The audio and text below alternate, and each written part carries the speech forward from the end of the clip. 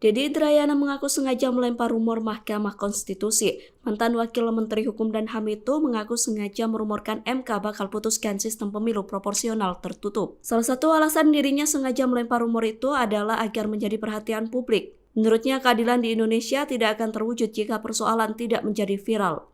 Dilansir dari Tribun News, Denny menggunakan istilah no viral no justice. Ia menilai bahwa jika tidak viral, maka keadilan sulit untuk dihadirkan. Selain itu, Denny sengaja melempar rumor itu agar MK tidak melanggar prinsip dasar open legal policy. Menurutnya, jika MK memutuskan sistem proporsional tertutup, maka akan mengganggu proses legislatif yang telah berjalan. Oleh karenanya, menurut Denny, MK harus diselamatkan dengan mengingatkan jangan masuk ke wilayah sistem pemilu yang open legal policy.